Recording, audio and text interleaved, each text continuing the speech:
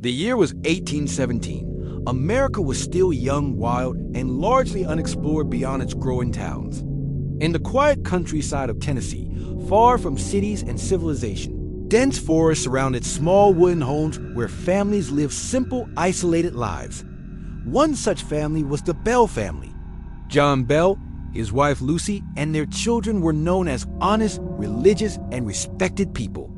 Nothing about their life suggested that they would one day become part of the darkest and most disturbing paranormal case in American history. It began subtly, so subtly that no one suspected anything unnatural. At night, John Bell would hear faint scratching sounds coming from outside the house. Sometimes it sounded like footsteps circling the property, sometimes like something brushing against the wooden walls. He assumed it was an animal, perhaps a fox or a dog wandering through the land. Whenever he stepped outside with a lantern, the sound stopped instantly. The forest returned to silence, as if it had been holding its breath.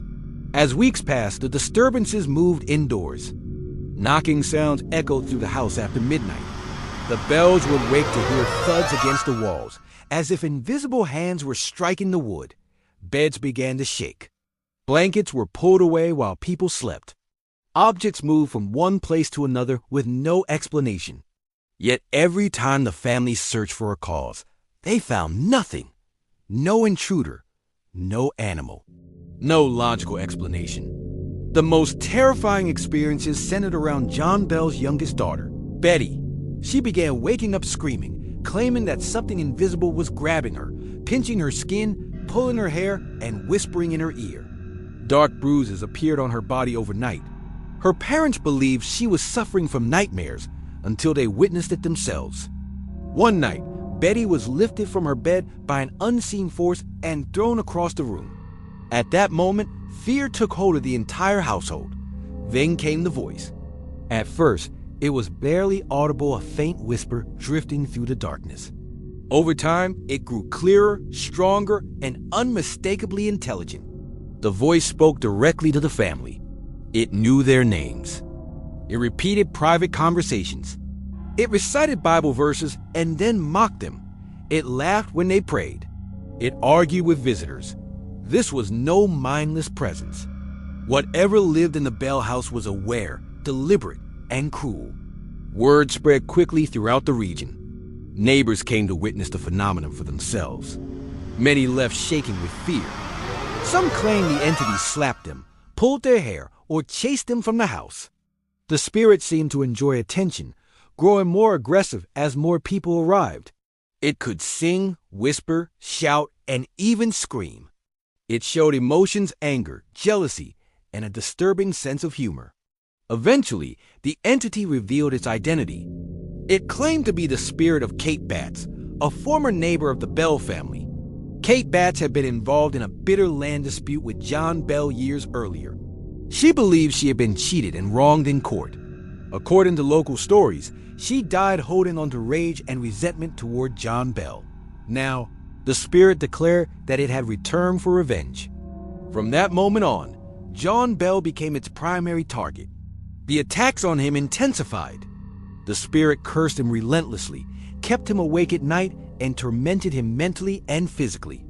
Over time, John's health began to deteriorate rapidly. He struggled to speak, to walk, even to swallow.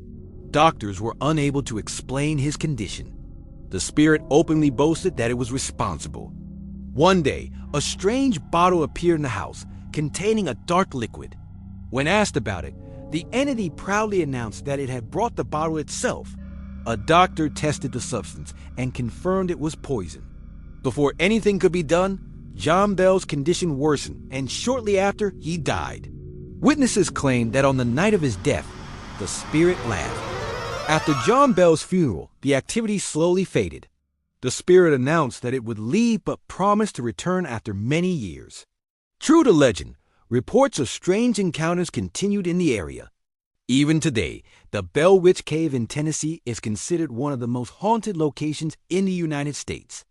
Visitors report hearing voices, seeing shadows, and feeling sudden physical attacks. Electronics malfunction. People leave feeling watched or followed. What makes the Bell Witch case especially terrifying is that it is one of the most well-documented paranormal events in American history. It was witnessed by respected citizens, recorded in historical documents, and spoken about openly during its time. This was not a story born from rumor alone. It was experienced by real people. And perhaps the most chilling part of all is this: the entity never claimed to be gone forever. It only said one thing before disappearing: "I am still here."